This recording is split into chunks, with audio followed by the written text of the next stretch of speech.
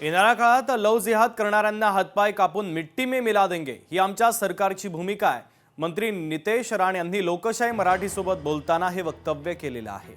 लव जिहाद करणाऱ्यांचे हातपाय कापू असा थेट इशारा आता नितेश राणे यांनी दिला। ही आमच्या सरकारची भूमिका असल्याचं नितेश राणे यांनी म्हटलेलं आहे।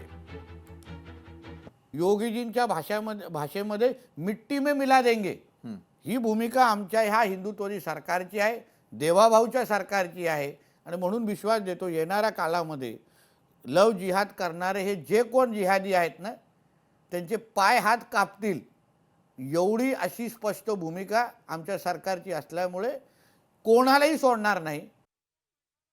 भारतीय जनता पक्षाचं प्रचार गीत निवडणूक आयोगानं नाकारलं। भगवा शब्दावर निवडणूक आयोगानं आक्षेप घेतलाय। अवधूत गुप्त आणि वैशाली सामंत यांनी हे गीत गायलेलं होतं।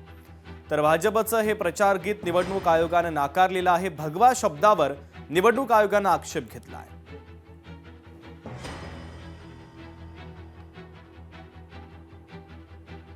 ठीक आहे, काही आक्षेपार्ह असेल किंवा एखादी गोष्ट आचारसंहितेमध्ये बसत नसेल ती आयोगाने नाकारली असेल त्याबद्दल मला काही फार याबद्दल टिप्पणी करणे योग्य होणार नाही। भगवा हा शब्द चुकीचा आहे असं मला वाटतं। भगवा आहे हा भगवा आहे, त्याला काय प्रॉब्लेम? मी भगवा घालून फिरतो, हा भगवा आहेच ना। त्याला मला असं वाटत नाही निवडणूक आयोगाने अशा पद्धतीनं ऑब्जेक्शन घ्यावं। नाही, आता निवडणूक आयोगाचा निर्णय हा तर सगळ्यांना मान्य करावा लागेल, पण मला असं वाटतं की भारतीय जनता पार्टी असेल आणि अहिल्यानगरमध्ये विशेषतः राष्ट्रवादी काँग्रेस आणि भारतीय जनता पार्टीची युती असेल, भगवा हा का फक्त शब्दपुरती मर्यादित विषय आमच्यासाठी नाही। भगवा हे आमच्या रक्तात आहे। आम्ही आजही प्रचारामध्ये आमचं उपरणं, आमच्या टोप्या हे एक वेगळ्या हिंदुत्ववादी विचाराची युती आहे।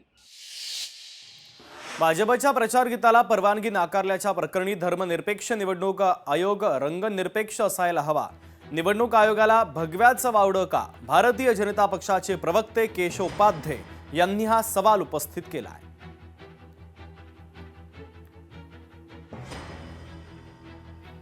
धर्मनिरपेक्ष निवडणूक आयोग हा खरं रंगनिरपेक्ष असायला हवा, पण भाजपानं सादर केलेल्या प्रचार गीतामध्ये भगवा शब्द आला म्हणून निवडणूक आयोगाने या गीताची मान्यता परवानगी नाकारली आहे।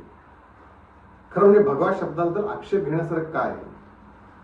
या ठिकाणी जर हिरव्या मातीत असा शब्द असता तर निवडणूक आयोगाने आक्षेप घेतला असता का?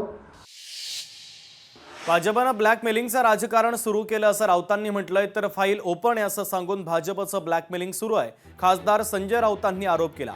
अजित पवार आणि शिंदेंना ब्लॅकमेल करून पक्ष फोडला असा थेट हल्लाबोल आता राऊतांनी केलेला आहे।